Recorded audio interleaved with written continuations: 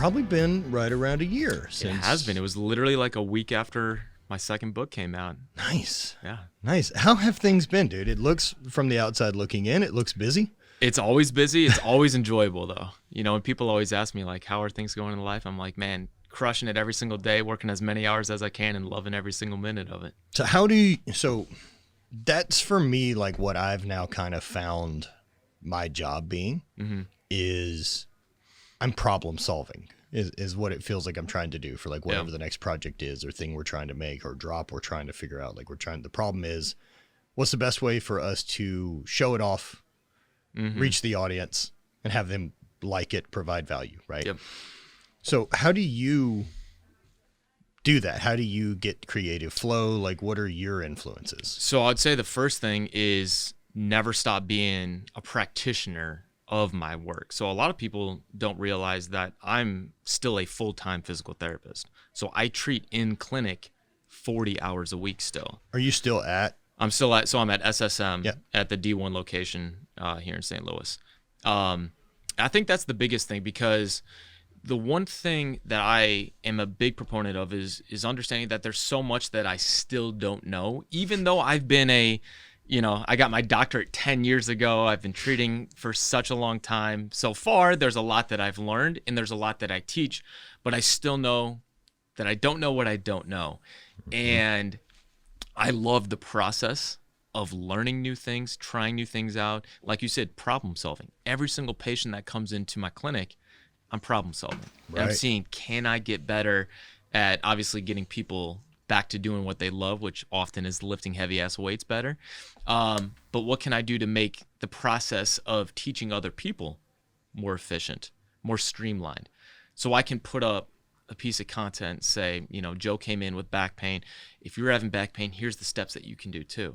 So constantly problem solving to create better and better teachings for other people. That's my big thing that I love doing every single day.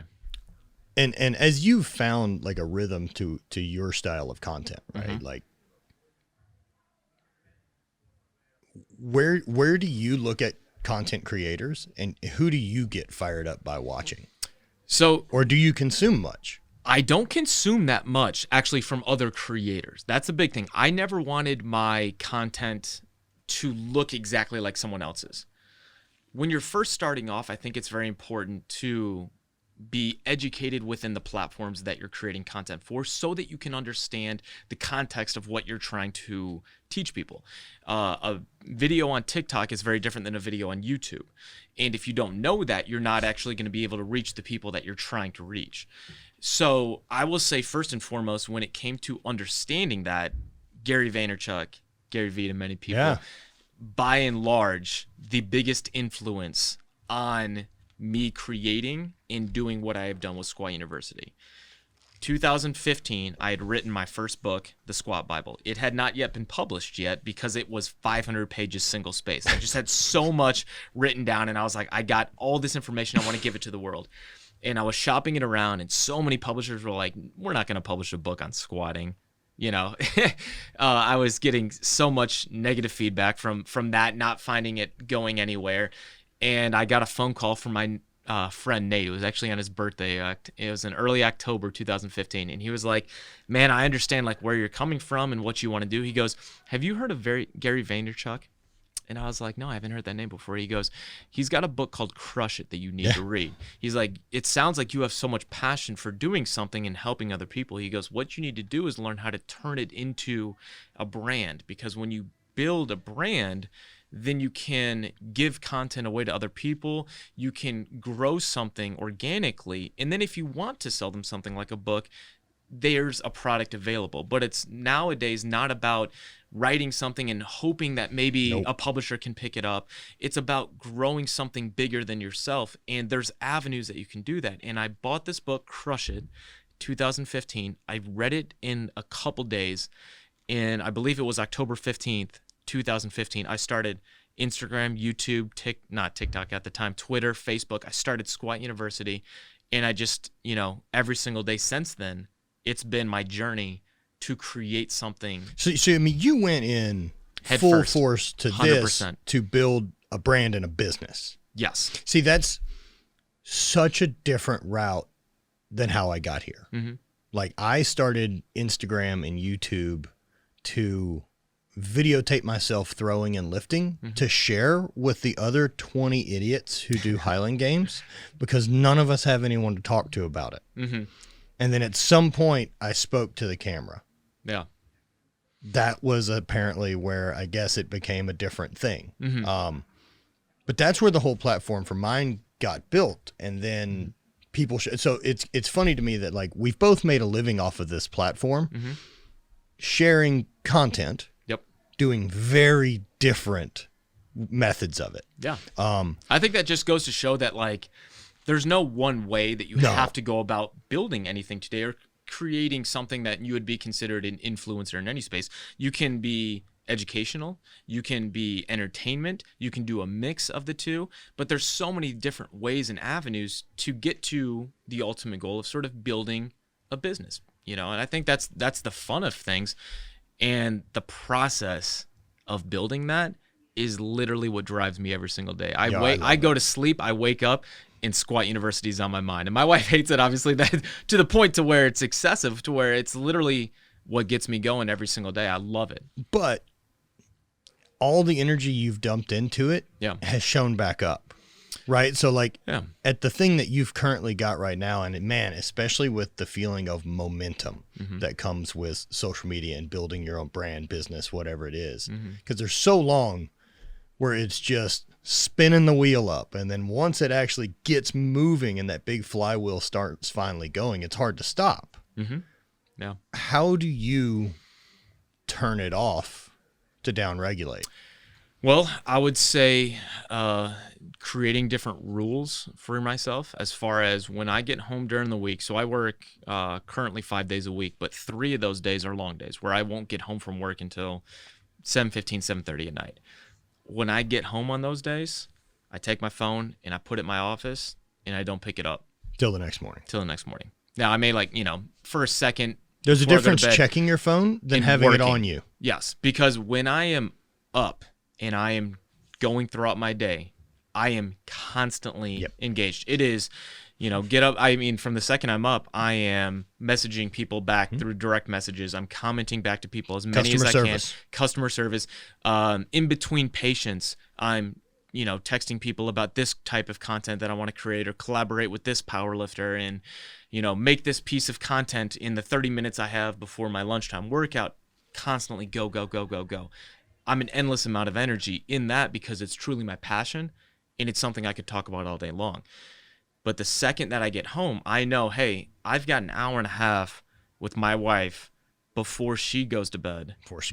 I think it's time to put that phone away. And it's a struggle for sure. It's been a struggle to get to that point because when it's yourself trying to tell yourself, hey, let's take a step back. It's tough. No, it's impossible because, man, like, how uncomfortable would it make you feel for me to say, like, hey, you don't get to post for a week?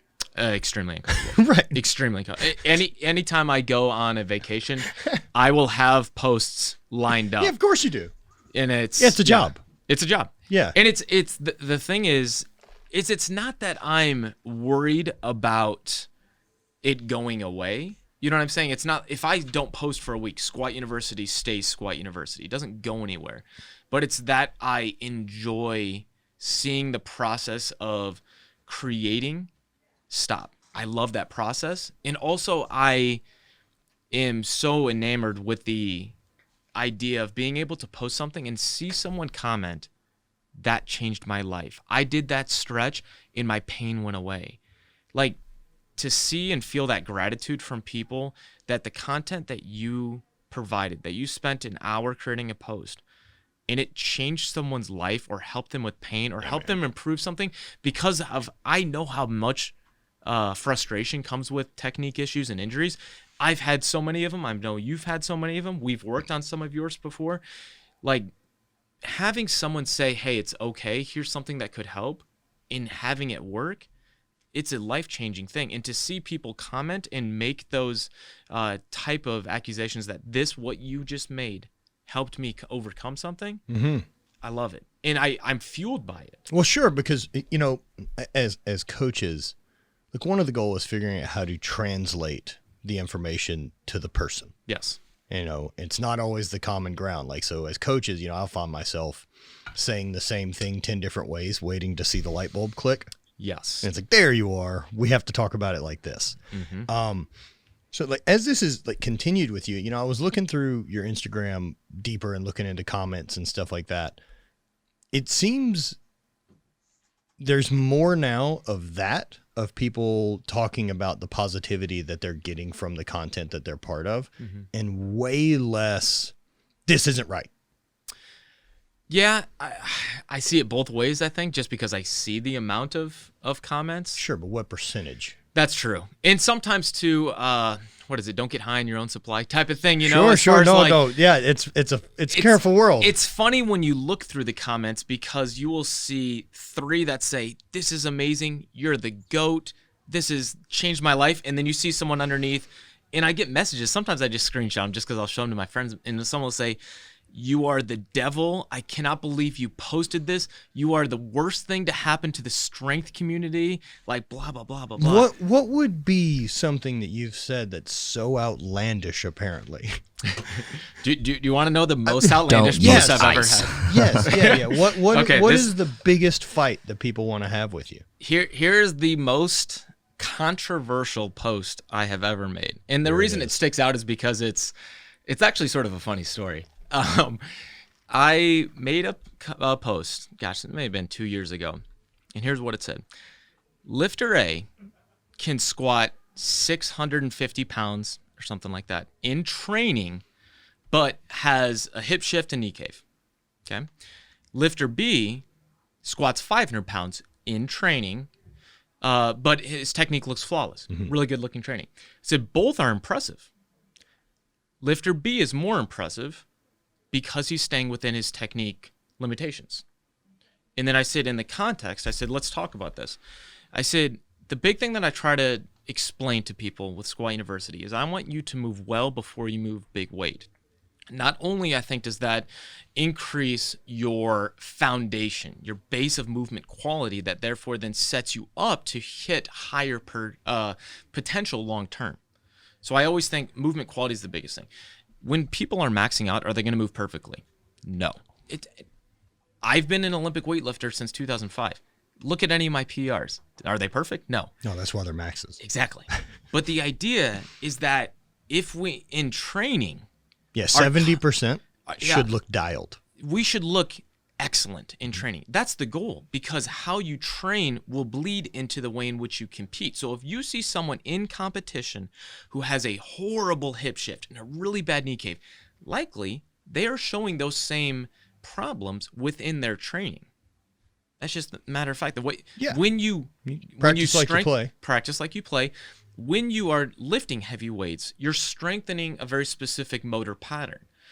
And the way in which you train, the longer that you train in that way, strengthens that specific motor pattern. So if someone has a knee cave, a really bad knee cave, and they have constantly been strengthening that motor pattern over time, it becomes much harder to change. They can't just all of a sudden turn it on and all of a sudden show better knee quality, stability whenever they go squat heavy. Their body learns to move that way. So I was talking about how, this is not the context of a competition. If someone squats 1,000 pounds and has a little hip shift in competition, they just won that competition. It's 1,000 pounds. That's really fucking impressive. Right. I said, this is the context of training. My goal is that we are constantly trying to strive for excellence, not perfection. Strive for excellence. Sure. And especially behind your ethos and what Squat University stands for, of course, this is Lifter B is the choice. Exactly. I didn't say either. No, and what their and one rep max was. For me, just being a devil's advocate of it. The first thing I immediately thought was, well, we have to define impressive. Yeah, exactly. Is the first thing I think. That's true. Impressive is an opinion. But yes, following a page that you showed up to that preaches a certain mentality, you should understand what impressive means here. First off, I've been saying that exact thing for, at this time, 6 years. Yeah, of course. This is not the first time I have mentioned, move well before you move heavyweight. Of course, no. That's every single... There is literally if you're a coach who feels different than that, you're incorrect. You would have thought I said powerlifting is the most dumb, stupid sport I've ever seen. Like, you would have thought I slapped someone's mom.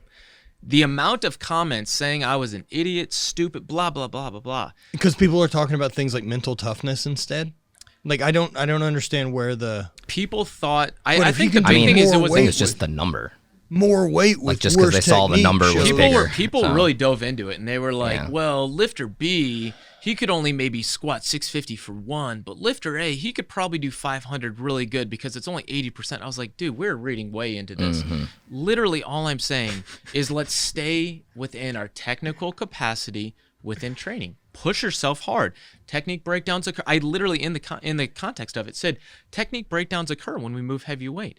The idea is we want to limit how often that occurs so we don't strengthen that movement pattern. So if you're pushing yourself on your heaviest set of the day and you see a little bit of knee cave and hip shift, that's where we stop. Let's stop, or let's try to address it. If it doesn't change, let's maybe try to back off a little bit and try to work back at it next time. Let's not just do 10 more sets like that. Right. And it was an extremely controversial post. And you know what? Those are going to happen. Do I regret it at all? Not for a second. Because it is 100% what I believe. Now, I am always trying to improve the way in which I explain my why. And maybe some people have an issue with the words I used or how I said it. And understandable. I'm always trying to get better at how I explain things.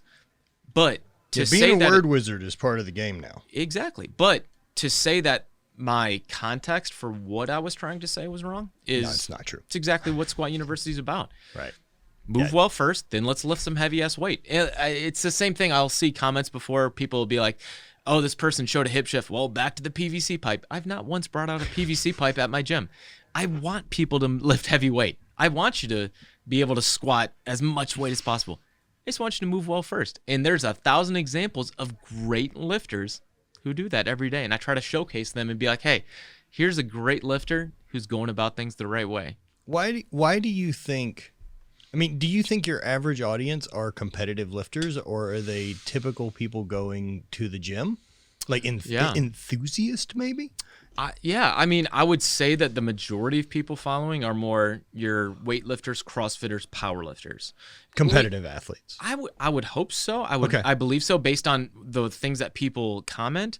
Obviously, with of 2 million people, that's there's do you obviously think it's 50%? Because that's a lot of athletes. There's exactly. That's a million athletes. That's a lot. Yeah. Well, let's look at it more realistically and look at like percentage of people engaging with your stuff. I think that's probably a more accurate idea. I would say very enthusiastic, strength-minded people. People that maybe they don't compete, but they want to lift big weight. They want to get into the gym. They're into it. And I've always said, if you walk into the gym and you want to lift weights, you're an athlete. Now, not everyone competes. I competed for 11 years in Olympic weightlifting. I still consider myself an athlete in the way I approach training and recovery. So I know there's people that go to the gym and they just like to lift and they want to get bigger, they want to get stronger. I'm still considering you an athlete within the context of what I'm trying to create content for. That makes sense. Yeah, that makes sense that they are a participant or whatever it is of this physical activity, which would make you a athlete. Yeah, if you look at the type of content that I create, I'm not trying to create content necessarily for bodybuilders. This isn't for fitness chicks. This isn't, you know what I'm saying, build your booty type of exercises. Like, I'm trying to share content about people that like to lift heavy weights. Do you like to squat, bench, deadlift, press, clean, snatch? If that is your goal, I'm trying to create content to help you move better, find your true potential, and stay healthy while you're doing it. Because if you're in pursuit of moving heavy weights, we're going to run into problems. 100%. It's the only guarantee on this path is that there's not a single person that's going to lift heavy weights and feel great all the time. No. In fact, eventually it wins. Yeah. I don't know how long that window is. It's different for everyone. But there's a point where you won't lift heavier again. Yeah. That's another thing that I've found funny before. There's been sometimes where I'll post a snatch video of myself. People are like, I can't believe he's only snatching that much. I'm like, dude, I'm 35 years old. Yeah. I stopped competing in 2016. I don't know if I'll ever hit a snatch PR again compared to what I was doing when I was 28. Chances are not. Yeah. And guess what? I'm okay with that. That's also not your current priority. There's so many other things that I find enjoyable with Olympic lifting. Trying to perfect technique, get better movement quality, sit in a deeper squat barefoot, with a bar over my head. There's so many other things that you're never going to master it. And it's in that pursuit of finding mastery that you find enjoyment. Was there more of a point like when you were, really pursuing Olympic weightlifting as an athlete, and I assuming going to school at that point for the most part, that starting to do social media, starting to do those type of things would have been more of the secondary output? And then when did that pivot and you realized that weightlifting now has to become my outlet, hobby? So I started Squat University, like I said, October 2015. I did my last national meet. I was at the 2015 American Open. This is before they did the series. So this was this was the big one. It was like the first 900-person meet in Olympic weightlifting. It was nuts. I walked into, it was in Reno. Did Rogue do it or? Gosh, I'm trying to remember. I was there. In Reno? Yeah. 2015? Yep. Yeah. Odd world. Okay. That's crazy. I wasn't lifting, but I was there. I had athletes and stuff. Yeah. Okay. So that was 3 months later. And I remember, I think I did the Kansas State Championship that following October. So that would have been my last meet, 2016. So my day-to-day at that time was wake up at 6, again, work 40 hours a week. And in doing so, I'm working till 11. And in doing so... So doing clinical stuff. Messaging people back, creating content, working out for an hour during the day, finishing at 7, going and pulling a 2 a day where I would go to a CrossFit gym that had Olympic weightlifting stuff. So I would go lift there at nighttime, come home, kiss my wife goodnight because she's going to bed. I'm still making dinner, get up, do it again. And on the weekends, all right, now I'm writing because I'm trying to, finalize my book so I can self-publish it for the first time. For, a couple 6-7 months, that's what my life was. And I don't hear a lot of mental health balance, Aaron. Yeah, and it came to a point where my wife was like, "Hey, buddy, you gotta pick something." And sometimes it takes someone you love pointing some things out. And here's one example: in 2011, the U.S. Nationals up in Iowa, I placed 6th in the 85 kilo weight class. I was happy with that. I was able to see my name on the same scoreboard as Kendrick Ferris. He was one of the greatest Olympic weightlifters of all time in America. Yeah. I totaled 250 kilos, I believe. So again, not a very strong average weightlifter in the 85 kilo weight class. In 2015, I had roughly the same total. Okay, I think I totaled like 86th. The sport took off a bit. Thanks, just CrossFit. a bit. Thank you, CrossFit, for making me an even more average Olympic weightlifter. So, my wife pointed out, hey, buddy, you're trying to work 40, sometimes 50 hours a week as a clinician. You're trying to still be a competitive, high-level athlete, pulling off 8 to 10 training sessions a week. You're trying to start this business that you're putting every free second in. You just got married. Something's got to go. Well, and that's a tough conversation. Well, you didn't choose the marriage.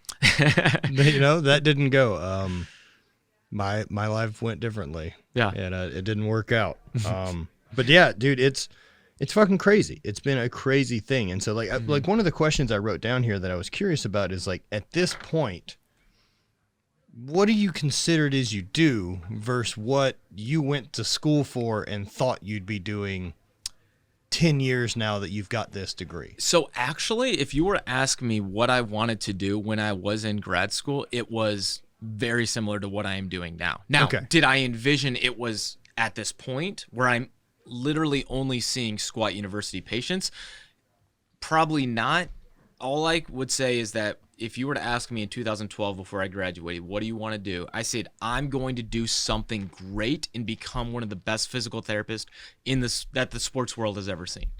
Like literally my ambition. And that's intention. That is intention. That is my ambition, is to be the greatest sports physical therapist in the realm of what I love to do, which is strength sports ever. And what gets us there?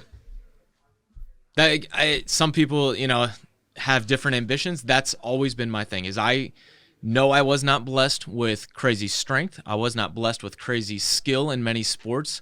my ambition far outweighed my talent when it came to baseball and football and Olympic weightlifting. Same. But there's one thing that I know that I have talent for, God-given talent, is I can help other people get out of injury and get back to lifting heavy weights. And I think it would be a shame for me not to drive that as far as I can.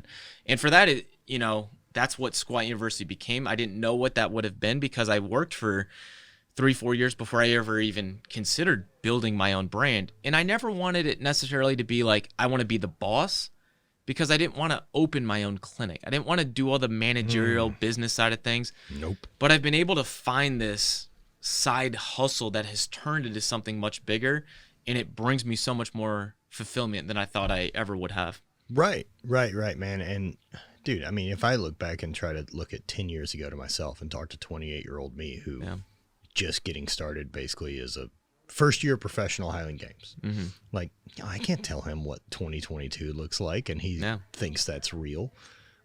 I love that this avenue now is so open that if you've got it and can figure out how to take the ball and run with it, there's not a bunch of gatekeepers that there used to be to make this type of a living. That is 100% true. And that's what I found when I was trying to publish my first book, is literally at the time I was shopping around. I think I had built to the point maybe 80, 100,000 followers on Instagram. And again, I'm still trying to shop around my book and say, hey, will you publish this? This is something I've written. I whittled it down from 500 to maybe 175 pages now. So we're a little bit smaller, something more conceivable for most people. And still, I remember having emails back from people saying, no one knows who you are. You can't sell anything on Instagram. And I said, game on. Right. And I said, I'm going to show you that you can build something big enough to where when I ask people, hey, I've been providing as much free content as physically possible for the last couple of years. I have a book out that's $29. If you would please support me, I'd love it. If you don't want to, you can find every single piece of content that's in that book. It's all here. Everywhere. The Squat Bible is literally my blog. That's how it started. You can find every single piece of content out there. First book I wrote came the exact same way. Was a collection of things I had already. Yeah. But what I found is that when you put good into the world and you go about it the right way and you are literally trying to help people want to support that. People love that vision, and they also want to learn more. So if you want to find the entire book all together, it's only 175 pages. It's easy to turn back to rather than scroll through 1,000 Instagram posts and blog posts and stuff like that. So so I found the journey to building something like that, to be able to then make a living continuing to do what I do, so much enjoyable, because more enjoyable than going the traditional physical therapy route, which is, hey, you're seeing, Uncle Tom with a torn rotator cuff or the total knee replacement, dude. And you're going to see you're 20 also 20 seeing people a day. People that want to do corrective exercises, that want out of pain, that want back to performance, whereas so many people in the medical field especially in physical therapy, one of my best friends does like a traveling thing and then works at a nursing home. And he's just helping people do the absolute minimum that they'll willingly allow him to make them do. Yeah. And you're dealing with a much different crowd.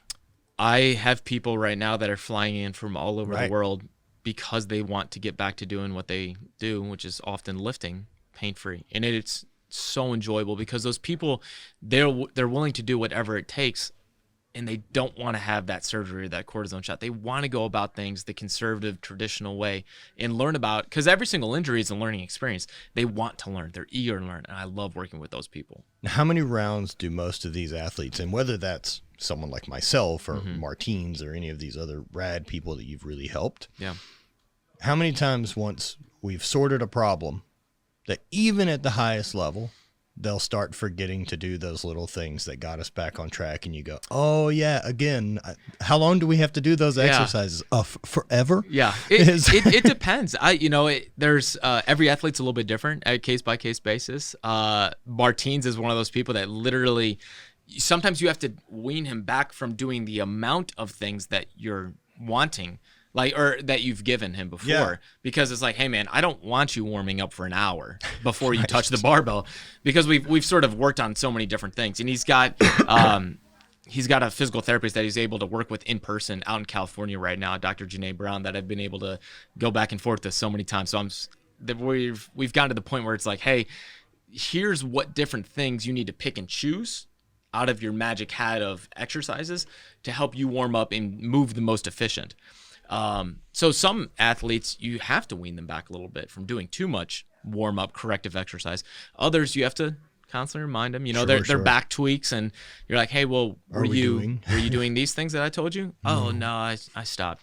I would say more often than not, that's what I get the people that once they're out of pain, they start dwindling down those other things. And I think it's hard for most people to understand that, say, working with someone like Martins in a sport that's as I think professional strongman is as physically demanding as anything you can choose to do to your body. 100%. It's so gnarly. Yes.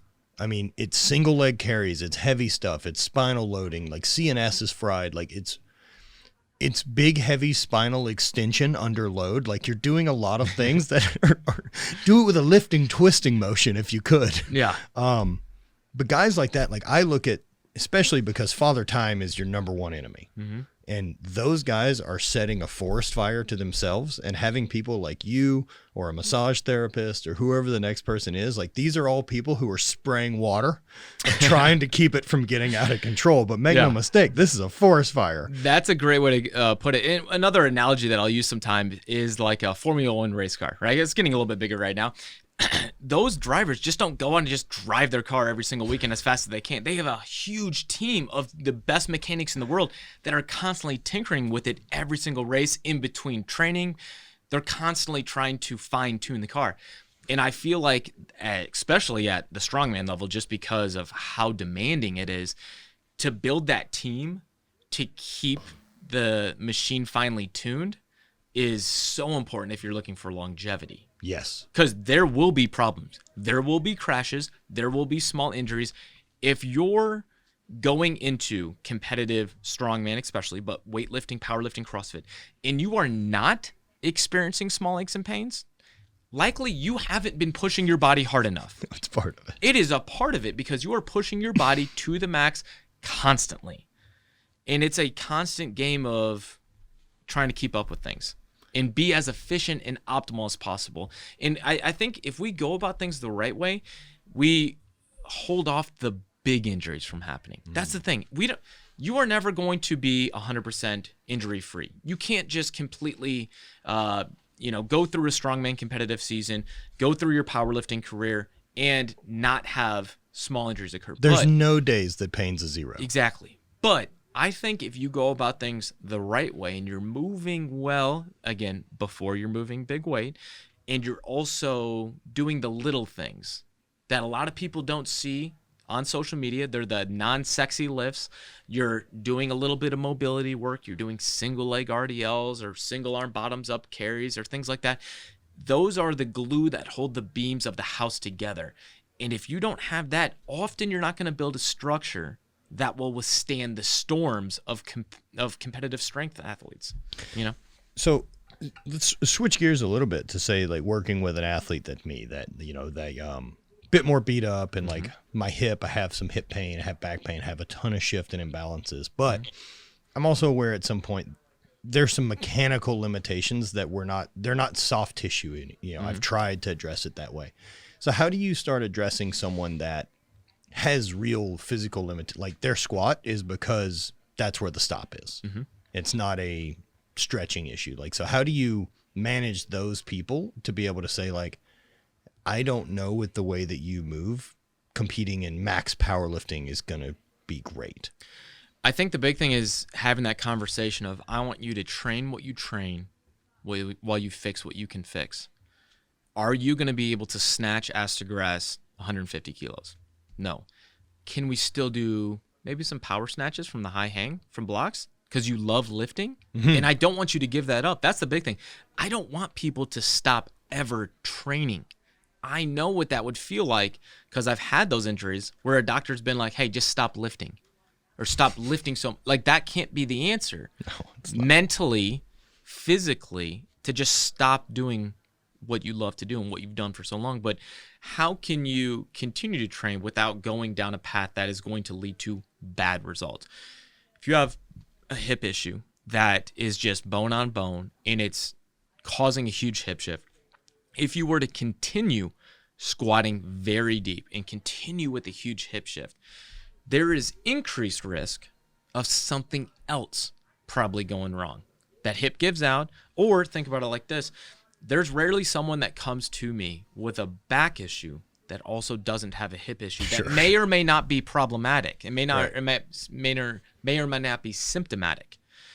So in saying that, oftentimes people will continue to just push because they don't know there's another way to continue doing what they love to do. Right. Yeah. And then something I fell big into goes that for a long time. Yeah. Yeah. More. So just keep going more. We don't have to listen. Yeah. So for example, if someone came to me with a hip issue, like, hey, can we box squat? Yeah. How's that feel? Have fun box squatting, man. Box squat to, your heart's desire. Let's still work on what we can to see if we can optimize things. You're not trying to compete anymore, but how can I make your life better? How can I make sure that when you're going up and down stairs or going and riding a motorcycle, how can I make sure that you're doing those things and feeling good about what you're doing, interacting with your circle, your tribe of people? Yeah. I don't want you to take a step back from that because I know how important that is. How can I do things to make you, more efficient in getting in touch with those people, but also have that training that you love to do? Now, and I think it's going to depend on each individual, but there's almost always, it comes down to train what you can train while we fix what we can fix. 100%. And I think I think realistic expectations are a big chunk too. And I think a lot of people can fall into, especially with social media, that, if I'm a very novice weightlifter and I'm moving very poorly and like I'm super stiff and I've never been an athlete and I'm 30 and I've just got into weightlifting, like there may not be an amount of corrective exercises that get us ass to grass. We can make improvement. But I think most people want to run into it and think it's magic that, well, if I do this, I'll be completely flexible again. Yeah. I mean, I'll give you an example. I've had patients before that come to me through CrossFit because of how CrossFit often pulls from people who enjoy training but got sick of going to Gold's Gym and Planet Fitness or, all those different places that it's just go and do the exact same exercises every single week. They wanted that sort of competitive drive that CrossFit brings with it, and also the camaraderie, the community that's very unique. Yet they have all this history of injury or moving a certain way. For example, I've had a 40-year-old, he came to me and he wanted to get better at snatches. He was dealing with some shoulder issues. Watching him overhead squat and open barbell was god-awful. It's a good, easy way to say it. Sure. It was barely getting to parallel. Left some things to be desired. Bars falling forward, exactly. It's not looking like an elite weightlifter, we'll say. Fair. I have to have a very serious conversation with him and being like, look, we're going to do as much as we can to get you out of pain first off, and to optimize things as much as possible.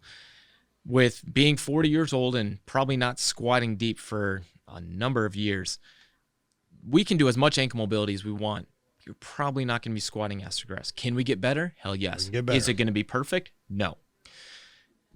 Some things change. If you don't use it, you can lose it. That's very true when it comes to the way in which we use our bodies through that movement capability, which is why I always preach, let's squat to full depth as often as possible. The squat's a movement ever before it's an exercise. Greasing the gear. Exactly.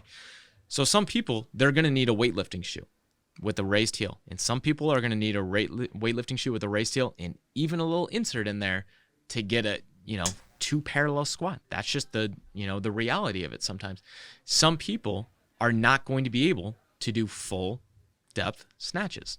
Now, by lifting the heel like that, I mean, are you getting any more out of getting to parallel there than if you would have stayed in flat shoes and squatting a bit higher, or is parallel just objective to the earth? Yeah, that's a good question. I don't know if I've necessarily seen, and even then EMG studies on if you were using heel versus not a heel, whether or not it's going to change. Right, because if the range of motion's the same, Yeah. But one is, I don't know, makes me feel better about it. Because you're using a heel, you're going to get more knee over toe translation. So you're going to have more shear and compressive load on the knee joints. You're probably going to be more quad dominant, which I don't like to use that terminology, but you're going to have probably a little pro quad, if you will.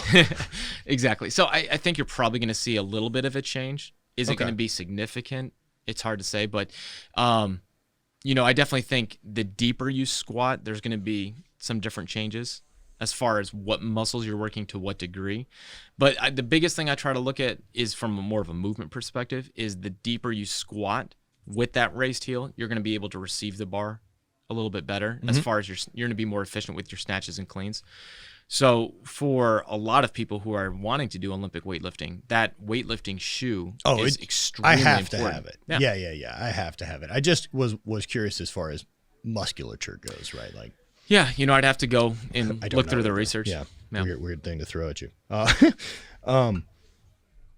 After kind of letting go of the, that drive that you had of, man, at some point, like you said, the goal was to be world champion weightlifter, right? Yeah.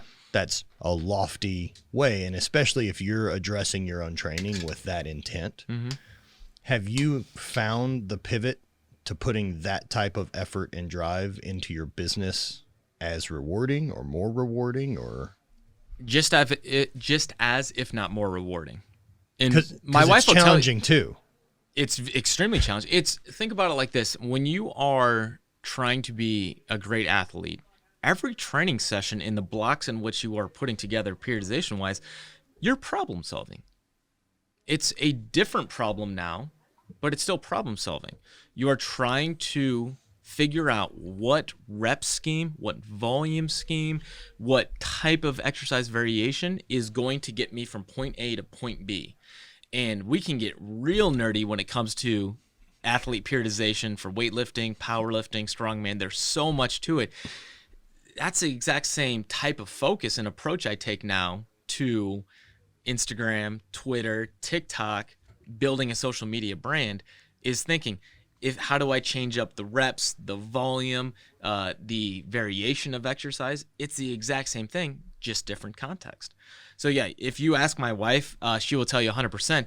I literally just took that same intensity, drive, and focus and just moved it into a different avenue. And I've done the exact same. I've done the exact same. And I treat it the exact same way, that growing the business to me can't be terribly different than getting good at the Highland Games. Yeah. I have to show up every day and try hard enough to create adaptation to get better at it. 100%. And here's the thing that I love so much is that I'm 35 and I'm just getting started in this new game. Yeah. And this new game doesn't have an age where my body starts to say, you need to take a step back. It's super fun. I've only been doing Squat University this is now coming up on 7 years.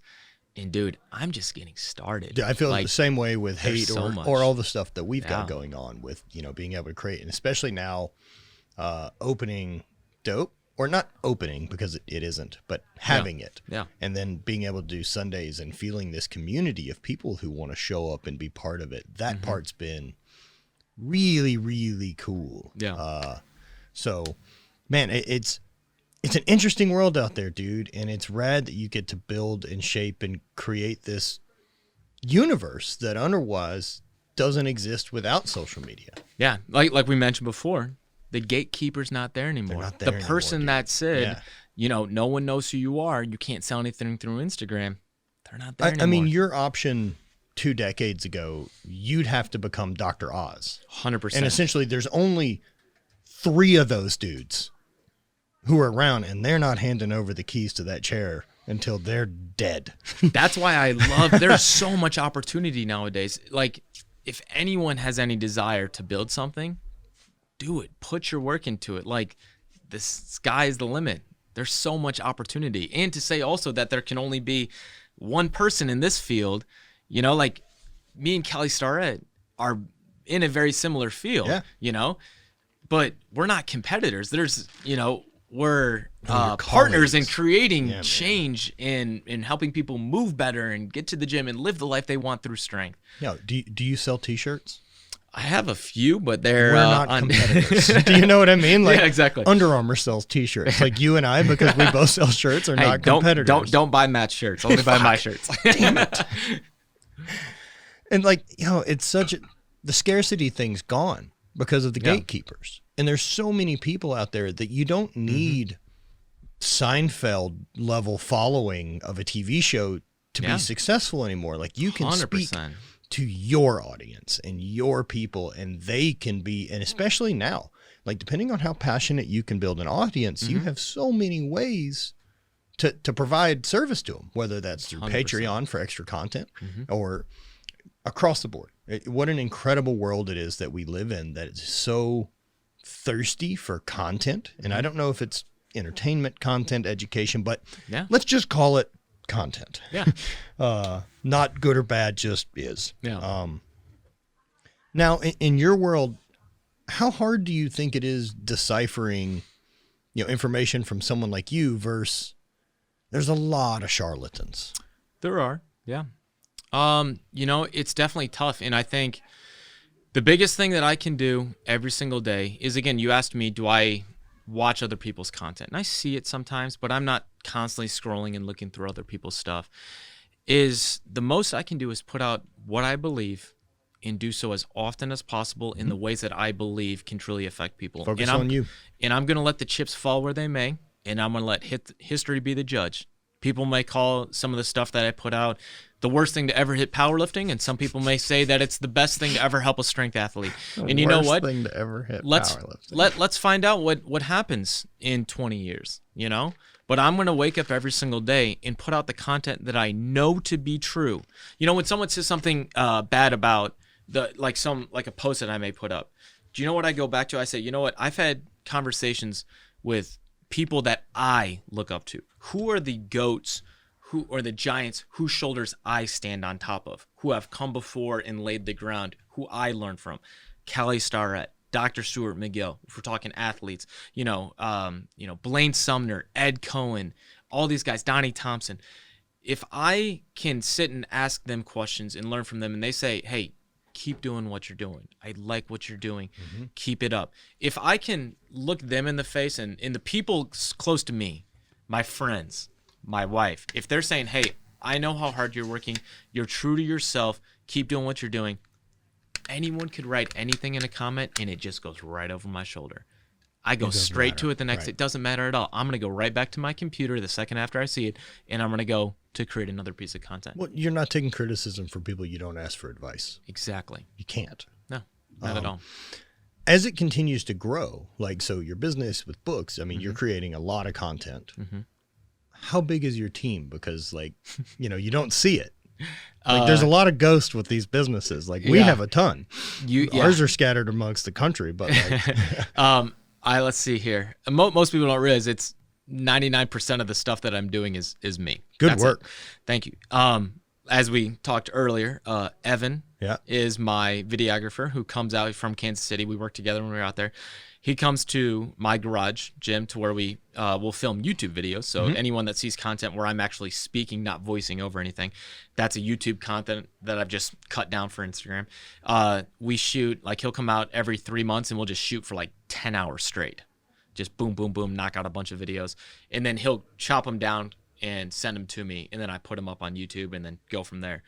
Are you doing all the coach's eye edit? Everything. Okay. Everything. And then when I don't know if that's what app you're using, but no, I existed in the day. I can get really nerdy with the technology, but I use iMovie. But then I've actually done some cool stuff to where I learn how to put arrows over stuff, and I can nerd out with that stuff. But as far as the writing, when I create a blog post, which then becomes eventually my book, I will work with Kevin Santana, who is my co-author for my other 2 books. He's more of my editor, a writer, as they say, a professional writer. Yes. Yes. he works with me, so I'll send him a blog. He'll make suggestions, be like, hey, this is dumb, or hey, let's cut this out, or hey, you said there incorrectly. They're there to shape ideas. Yeah, exactly. So I work with him with that. And then also I'm producing a lot of content with Chad Vaughn now. We're actually writing a book on Olympic weightlifting. So we'll go back and forth with that. But as far as the day-to-day content, the 20 to 30 pieces of content that I'm publishing every single day, that's all me. And it's a lot. Most people don't do it themselves by a lot, but I think it's because I have so much as you can tell, passion behind what I'm doing, it doesn't feel like work. It feels like I just have to do it. Sure. No, it's you're compelled. Yes. Is a different feeling. I've definitely a lot of stuff we've made. Like I talk about that like I was starting Hate and like starting to do t-shirts. I felt way more compelled to start making stuff. Yeah. For some reason, because I mean, hell, like when I started video and doing YouTube, like there wasn't a living, especially not for a dude doing Highland games. Yeah. But amazing that we've gotten here. Yeah. Yeah. Amazing that we've gotten here. Of the things you do, of all those pieces of running the universe of Squat University, what's your favorite task that you get to do, and which one are you the most excited to be able to delegate out when you can? Gosh, well, in reality, I feel like the only thing I really delegate is Evan will take what we shoot. So let's say I shot a 12-minute video, and he'll just put it into a YouTube video and put some music behind it. That I think was the most helpful, because I got to a point where I was trying to create Instagram content and shoot YouTube videos by myself, and it would take me an hour, 2 hours to make one YouTube video, and just him editing and filming with his nice camera, not my iPhone, alone is enough to be like, whew. So he just texts me, hey, what video do you want to put up next week? Say, let's do the knee pain video. Sends it to me. I look at it. I may throw some like anatomy graphics on top of it, but besides that, put it in, put it up. Pretty quick. Pretty efficient machine at this point. That's extremely efficient. The thing I love doing the most is creating Instagram content, the 60-minute videos, 60-second videos. That's one, and then also blogging. Blogging, now that's a much longer topic, just because, let's say I'm talking about people wearing orthotics. Should you wear an orthotic for a flat foot? Blah, blah, blah. Is it going to help with plantar fasciitis? That's going to take me months of researching now that I have my topic down, of listening to other people who have come before me that have talked on the topic that I trust, formulating my thoughts, creating the wording, writing out. But I love the writing process.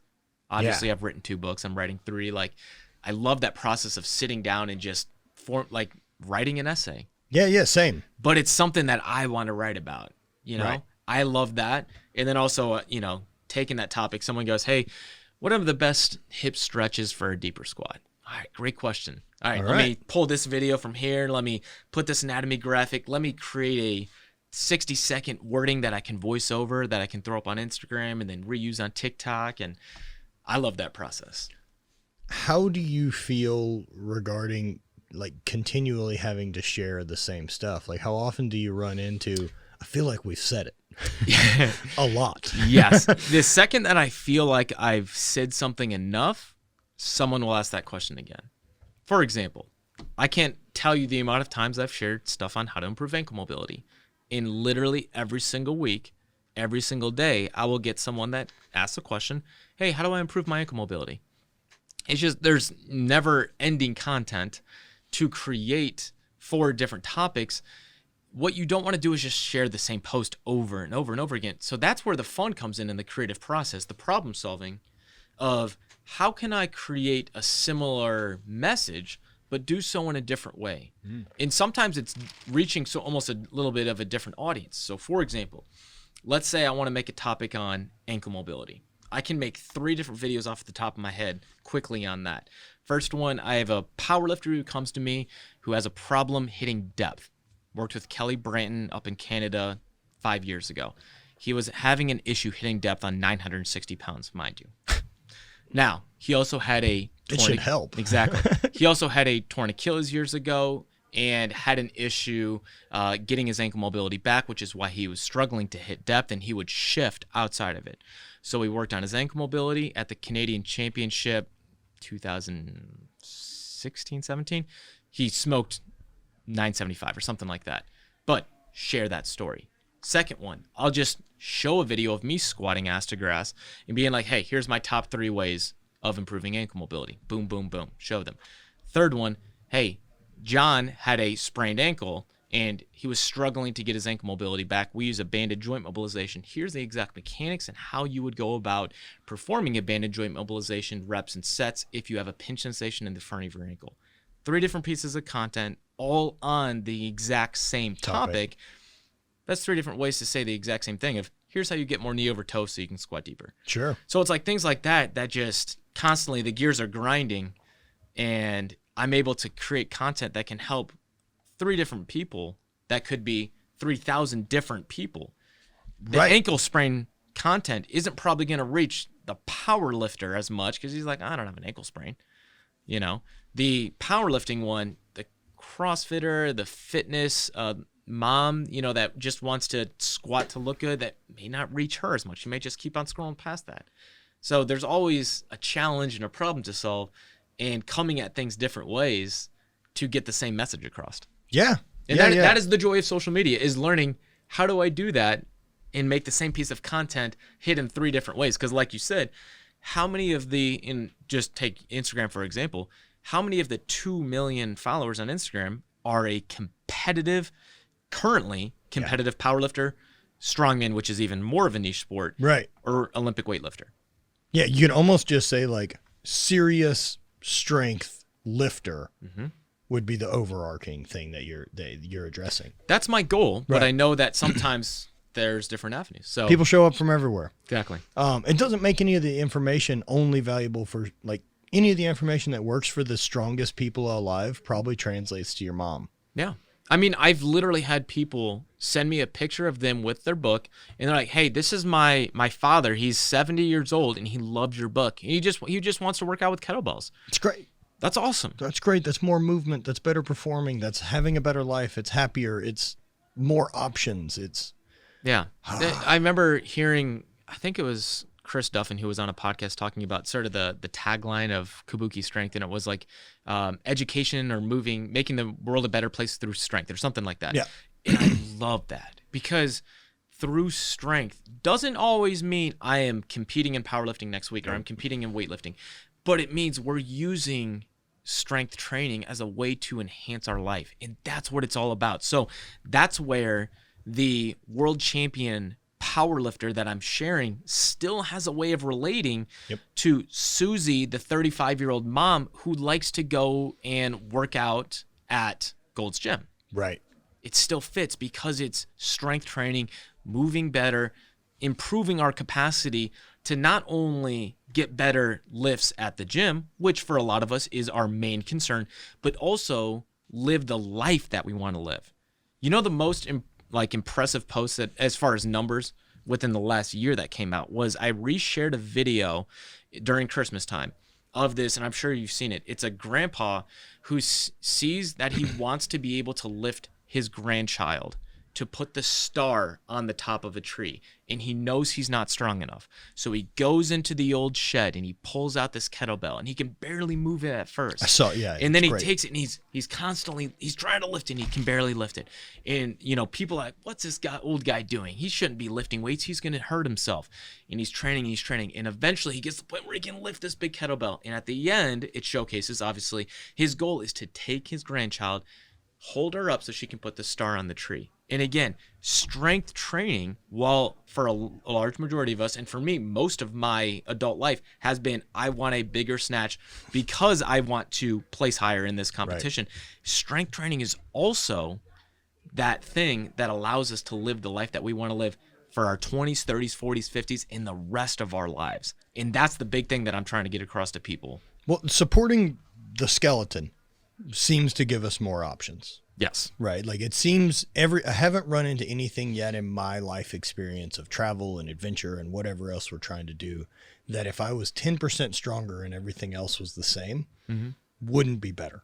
Yeah. If I didn't have 10% more endurance, 10% ability to walk upstairs better, you know, whatever it is, it's never been a limiting factor. It would have been when I was trying to be very good at one small thing. Yeah. But now that it's being able to translate into what does it do to provide overall benefit for the rest of my life, strength is still wildly important. Yes.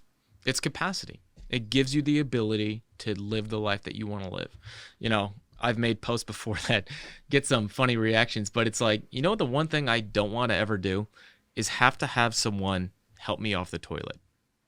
But do you know how many people, and it's obviously I've been put in situations where because of my job, when I was going through school, I would do clinical rotations at certain places, like a skilled nursing facility, where you see someone who's 80, 90 years old who cannot physically get themselves on and off the toilet anymore for the only reason that they have lost strength. They have lost the capacity for fundamental human movement. And what do we do as physical therapists? I teach them how to squat. I teach them how to get on and off a chair. I give them a little weight, and we start building capacity. Like, that's what strength training is. It allows us to do. It's linear. Yeah. Yeah, it's no different than the way I look at everything now for trying to grow my business. Of like, we have to get better at managing everything. Yeah. So, as a goal-driven guy who's clearly on page, like, how do you look at where do you want to be in 5 year? Or I guess, how do you look at that? Yeah, it's a good question. People have always asked me, like, what's your end goal? Oh, I don't believe that exists. Yeah. Yeah, like, what they're like, what's your 5 year? Yeah. do it. I heard someone say the other weekend, it was like, I want to do whatever creates the most income and impact. I'm loyal to that because the income gives me the tools to reach more people. Well, they definitely go hand in hand as far as being able to, like, do what you want to do. Hire better camera people, having someone else who could. I mean, what if someone came to you every week and was like, hey, here's the 3 best pieces of content that we had go out. Let's address these questions to streamline your creative process that you don't also have to now research. Yeah. I mean, I think the big thing is that I want to approach every single day with the ability to see what's possible, what's next in the process, and just sort of take it day by day. We'll see where it goes. Now, I do have certain goals, I would say, with what I want to do. I'm treating 40 hours a week right now. Would I like to cut that down a little bit so I have more time at home, more time to do Squat University? Sure. Do I ever want to take a full step back from being a practitioner? No. So that's a lot of people ask me, like, hey, when are you going to just do Squat University full time? First off, I say I am. Yeah, first off, you are. Yeah, you're incorrect thinking that this isn't that. Even though I'm working as a clinician 40 hours a week, I'm only treating people that are coming to me for Squat University. So in a sense, I am doing Squat University. I'm just doing it under someone's roof for a short amount of time. Oh, and thank God the clinic you're at gets it. Yes, they do. I will say this, first and foremost, my boss, Tyler Forbes, my boss's boss, and therefore the higher up, like, in everyone within the SSM hierarchy that has allowed me to do what I do, awesome. Yeah. And same thing with before when I was out in Kansas City.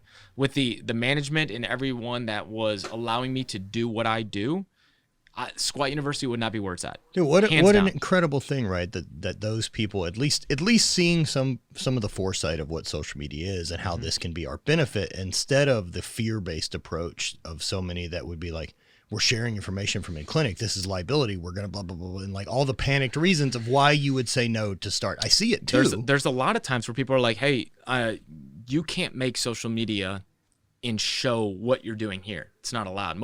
A lot of companies would not allow a physical therapist to take videos of their patients and post it. But I'll tell you what's been some of the most impactful content that I've made is showing people who come to me. Of course it is. Because it's don't create, like, show the process. Right, but again, like, I immediately see that fear response of why you shouldn't be allowed to do that.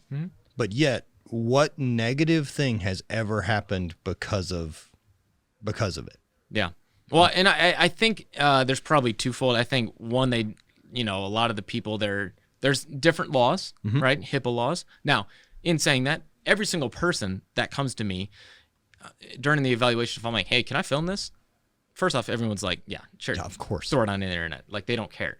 But there's laws behind that. You physical therapists can't just take videos of their patients and throw it up. No, you can't do that anywhere that they paid to be. Exactly. Right? Like, so they're not in the streets. Exactly. Come in the parking lot, stretch. Let me get some candids of this. I do think there's probably a little bit for some physical therapists that they fear that if they're showing the ins and outs of what physical therapy is, that they feel like they're going to delegitimize. People are going to take their secrets. People are going to know what to do or take their methods Which literally, or how many people feel that way? Strength coach. I mean, that's been a strength coach thing for a really long time. That's been a lot of that scarcity mindset that got built in. And I think a lot of it before really the advent of social media and the coaches that were traveling and getting one-on-one information and doing all that, it did feel a bit like a pilgrimage that I'm not giving this to you. Yeah. I have walked the earth and been in all these other gyms and been around these people for 2 decades to learn all this. Like, I can't just give it to you. This is the only thing I have that's valuable. That's true. And I've had a lot of people say it before, like, dude, don't give away all your best information. I go the opposite. Of course you should. I give away every single piece of information that I know, every method that I know, how I approach things. It's all out there for free. Now, if you want to try to replicate it, be my guest. I've seen so many people be like, hey, they do, I'm using the 5-inch wall test, or I'm doing this and that. Same thing with Kelly Starrett. I know he's seen people do banded joint mobilizations. No one was doing banded joint mobilizations like Kelly was doing before he started putting it out there. But the thing that you can't replicate is the practitioner. You can't replicate the way in which they see things, the way in their methodology, the way in which the gears are turning in their head. You can't replicate that. No, and I appreciate with your content, like the two people that I follow content for stuff like this is you and Kelly. And Kelly I know very personally and have for a long time. And I appreciate your vernacular and vocabulary are not his. They're a very different approach. Even the way you build your content out, you do any of that. Whereas in the past, and look, people go for it, right? I'll watch people and I'm like, oh, gristly, like hearing terms and like, I know where that came from. Yeah. I mean, I think the big thing is you need to be true to yourself when you're creating content. I can't speak like Kelly because I haven't lived Kelly's life. I didn't grow up in California and do all the things that he's done. So the way that I speak is going to be very different, and I have to relate that way. And I also think that's one reason why Squat University has done well is because I don't speak down to people. And I don't use a lot of those scientific medical speak, the ivory tower speak. I'll tell you this, and I've always told people, like, I was not the smartest in my physical therapy school class. I am not the smartest physical therapist out there, but I was also an athlete before I became a physical therapist. So I know how to speak to an athlete because I know your mindset and I know what words are going to sink in. Also, it's not better. your fault a bunch of those nerds don't have charisma, Aaron. It's another part. Street smarts for not your book fault, smarts, right? Got some charisma over here. But I think the way in which you speak to people, if you're going to speak to someone on their level, that's how you make an impact. That's how you empower someone. And that's why so many times when I'm seeing patients, I will ask them, if they've gone to a medical doctor beforehand, what did the doc tell you? What was the diagnosis that they gave you? What was the why behind your injury? And most of the times they cannot explain what the doctor told them. They can give certain words. Oh, you took an x-ray there, or he thinks, with the MRI there was a bulging disc. But that's it. The doctor may speak for 6 minutes and they only had like 1 or 2 words sink in. And it's because so often, especially in the medical society, they don't know how to sync and talk at that person's level. Gym speak. Yeah. That's what I'll say. Because you spent a bunch of time in that world, you know the vocabulary. Yeah, and I also know, and I'm still in that world. You know what I'm saying? Like, that's why every single day, like, I'm still training 4 days a week as an Olympic weightlifter under Chad Vaughn. Like, I'm still in that world very much so, and I want to stay on that level because that's the audience I'm trying to reach. I didn't write Rebuilding Milo for the physical therapist, even though a physical therapist could take it and learn a lot from it because it's my entire approach to injuries. But I wrote it for the athlete. I wrote it for the coach so that you could take it and read through it and go, that's how I can fix my hip so that I don't have to go see a medical doctor or physical therapist. So I don't have to call an electrician to change a light bulb in my house. Sure. And that's one of the things that I thought Kelly did so well. Yes. And why he is one of those and will always be one of those the giants I stand on top of his shoulders, because Kelly spoke to people and said things like grizzly, right? No one in any physical therapy school will tell you to use that language when talking about an ache or pain in your body. They will say, very specific terminology. Kelly said, hey, let me talk to someone like they're saying in the CrossFit gym. And then that's how you relate to someone. That's how you create empowerment because you're speaking on their level.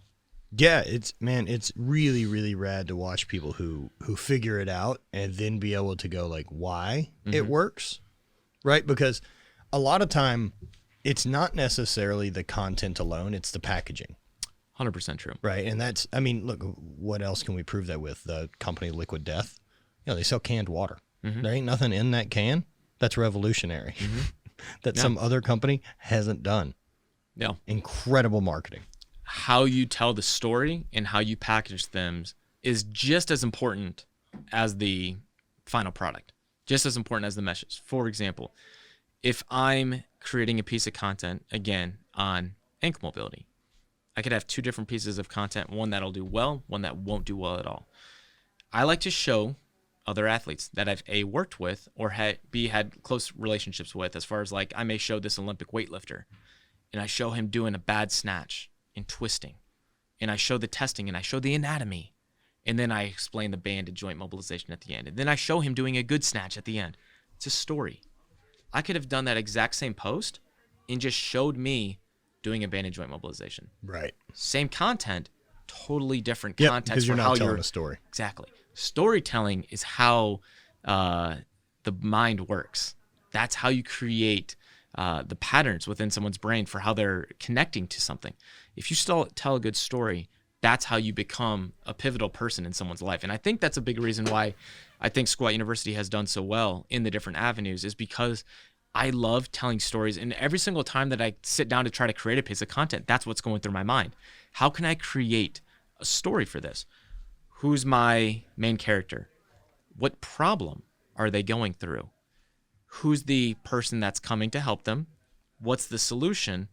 What's the final thing? What changed went on? So you're essentially giving the hero's journey. The hero's journey in every post. In every single post. Now, obviously, there's only so many different ways to package things, so sometimes that doesn't occur. But if I can tell the hero's journey in a number of different posts and show it 1,000 different ways, that's the person that's going to create the most change because it connects with people. Sure. In every single person, when I'm watching something, if I can see another weightlifter going through something and I see their story, the strife that they went through, the person that was like, hey, I can help you. I see the change. I see them do the little things. I see them conquer it at the end. I'm connected to that post. Yeah, that's way better than you posting an anatomy photo. Exactly. Like, I don't have any connection to the hip sockets. Yeah. Despite that I got a couple. Exactly. So again, coming back to problem solving, one of the problems that I love solving every day is how can I make a story of the hero's journey? This better? How can I package it? And how can I come up with it in 30 different ways to say the same type of thing? Sure. That's what I love doing. Now that you've got to spend some time with, as an athlete that figured out where they fit, right? Like in like your limitations of going to nationals, doing that type of thing, figuring out your place, your potential. Now that you've got to spend some time with freaks. Yeah. What's some of the stuff that you've seen, like in treating and working with them, where you just go, well, I guess you could just do that as well. That like physics don't exist occasionally. I'll give you a couple examples. JP Price, who I know you've had on the show, great guy. I was working with JP back in Kansas City, and at the time, this is bigger JP. Sure. Right? This is 400-pound JP. I asked him to do a single leg squat. He busted out a pistol squat. 400-pound man did a single leg squat. Ass to grass. Now, his heel came up a little bit, but he did a single leg squat all the way down. That shouldn't happen. Did you just go like unexpected? Yeah, I mean, okay. Yeah, like when you're dealing with the best in the world, like you're gonna see things and you're just like, no, that's what the body's capable of doing sometimes, and that's why I love working with these insane athletes, because it shows me the potential. It shows me that you can be 400 pounds and still do amazing things mobility wise. It shows the potential of what the human body is capable of. You know, I've worked with people, I think 5 or 6 people who have physically squatted over 1,000 pounds. I've been able to work with them. That's crazy. It blows my mind. Do you know the bone mineral density of someone who can squat 1,000 pounds? It is beyond what most doctors will ever see in their lifetime. But the body has adapted in a way that makes that cortical bone so stiff. Have we done any like research on that? They have. There's scarcity amongst big powerlifters, but there actually is a case study of a powerlifter, and I can't remember how old it is. I do have links on my blog of a powerlifter where they did the bone mineral density scan of him. And it was, again, I don't know the numbers of it off the top of my head, multiple times stronger and more dense than what we physically thought the human body was capable of producing. Dinosaur bones, basically. Super, super thick. But it just shows the power of adaptation.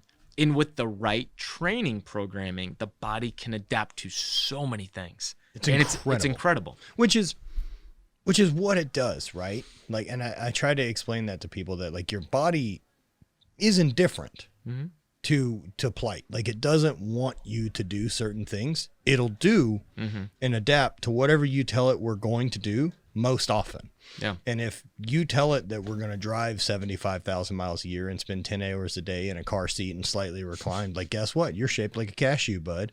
This is what your body's like. Sick. We're great at that position. We're terrible at standing now, but you don't ask me to stand very much, so it's great.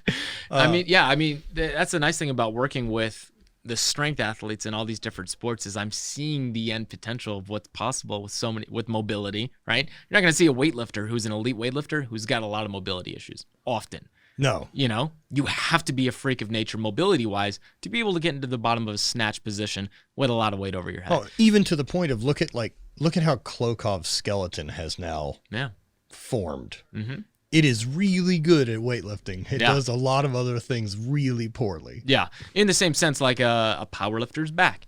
You're probably not going to see an elite powerlifter who has an extremely mobile back. It shouldn't be. It shouldn't be.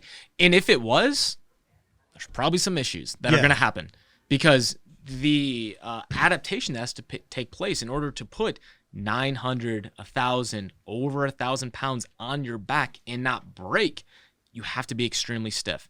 And that person's probably going to be wearing a lot of slip-on shoes. Let's be real. Because they don't have the ability to bend over. Shoes. You know? I understand. I'm afflicted from not wearing socks. It's way too far down. Why do you see a lot of powerlifters wear Crocs? It's easy to slip on and slip off. You don't got to bend that back a lot. Now, you know, in the same sense, you're probably not going to see on the opposite end of the spectrum someone that's extremely mobile have a lot of strength. So that's why it's like you got to choose what adaptation if you're trying to be the best in the world. People always ask when I'll put out things like this, as far as like the yogi is probably not going to squat 500 pounds. The 1,000-pound squatter's probably not going to be good at yoga. They always say, well, what if you want to do both? You'll do both okay. You can do both okay. If you want to be the best at the world, you're going to have to choose one. Dude, you can't serve two masters. Exactly. Can't serve two masters. And I remember, and dealing with that, right, as what currently seems to be one of your masters is Squat University, and you'll have a new kid showing up here in June. Eventually, yes. Is that going to be the impetus to start cutting some of the hours in clients, or? I think I would like to eventually cut from 40 hours a week down to like 32. I think that way I'm Does still. It cut that 8 out of there? You think that's bit. The difference? Here's the technical reason for that is technically at 32 hours you're still a full-time employee with the company, so I can still get good benefits, which is important when you have a family to get full medical benefits. Doing it and paying it for yourself isn't that bad, I promise. It's a lie. You should see SSM's benefits; they're pretty good. I'm sure they are. I'm sure they are. But again, I still want to be a full-time clinician, so that's important to me. I think the big thing is just I'm always trying to work on becoming more efficient in the way I make things. So again, that's another problem to solve is obviously with a kid on the way, I'm not going to be able to sit on a Saturday and just do Squat U for 10 hours a day. But obviously, Squat University is always going to be a big part of my life. It is what I do. So how can I be more efficient in creating stories? How can I be more efficient in content creation? If at that time or eventually I need to have someone else that helps me in certain avenues, obviously I'm the storyteller. Yep. So people always ask like, well, are you always commenting and messaging people back? That has to be me. It can only be me because it is who I am as far as driving this. It is not someone anyone's going to be commenting back or sending direct messages. I'm not trying to build a bigger business where it's more than just me. Sure. You know what I'm saying? But they're always to find other people. So you're not looking to hire 10 coaches under you to, say, actually fulfill a Squat University. Like we could take over some defunct. They're going to lose it in the next 10 so years, this university thing. That is true. They're not going a great route, man. I think we could take over one of these spots and build our own. I mean, like, for example, you got like functional movement systems, FMS, Gray Cook, Lee Burton, like those guys, they have like literally a streamlined thing of coaches and certifications and traveling and seminars. And you know what? At this time, No, that's not what I want to do. I do not have that That's not the business machine mindset. you're That is interested in not the building. machine. I don't enjoy the ins and outs of running the business side of Sure. things.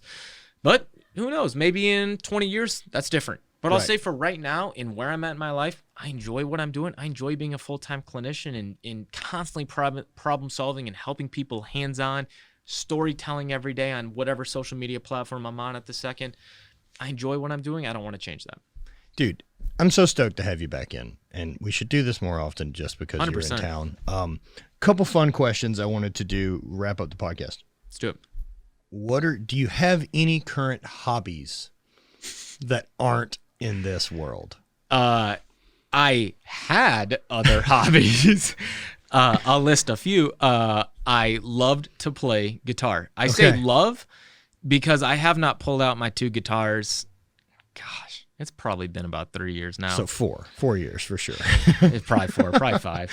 And even then when I did pull it out, it was probably like for 10 minutes. Like and how then I much was can like- you play?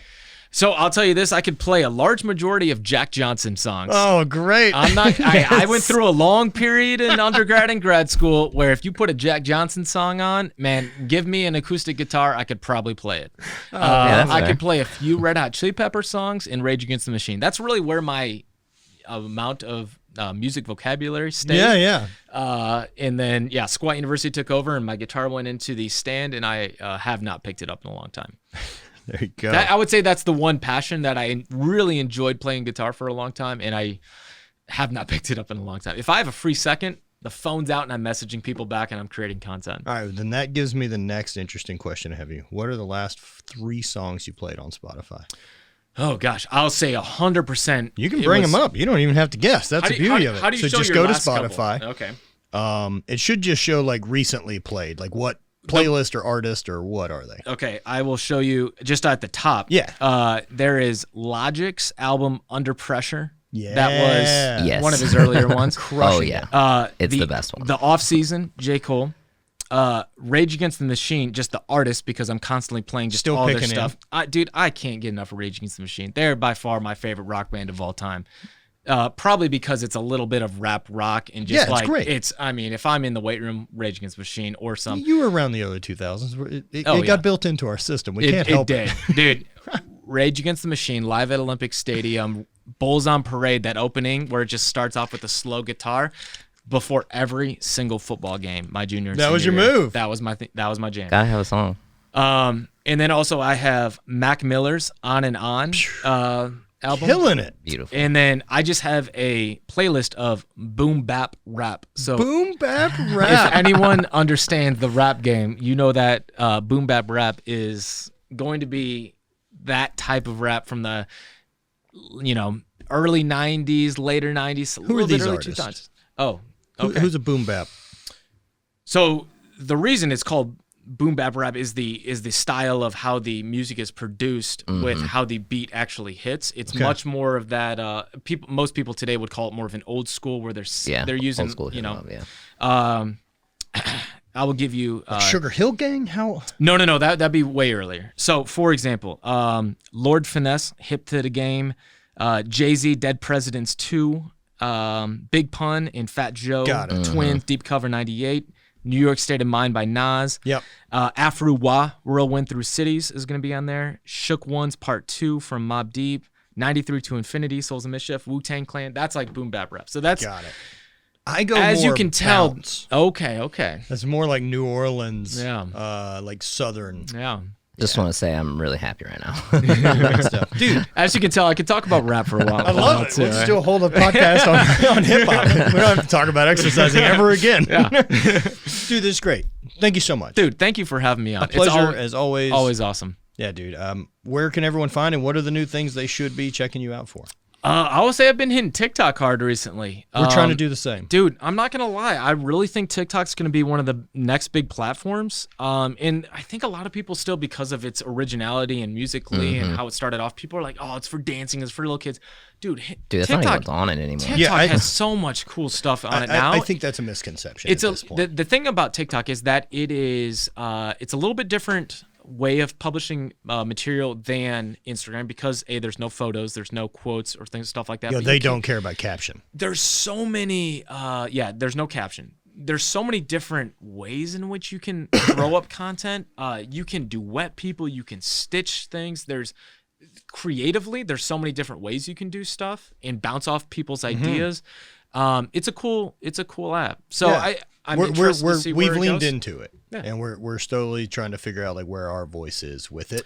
It's not going away. And it's not going away. I would tell anyone who wants to be a content creator, try it out. You know, you don't have to be married to every single platform out there. I'm on every single platform, but again, If I I'm could run making off coffee all day long, and you know what I'm saying? Same, but if we're making content and this is the realm that we want to play in, Yeah. then we need to figure out how to better package the same content for YouTube, Instagram, TikTok. Because they're just packaging. That is true. And eventually some of those are going to go away.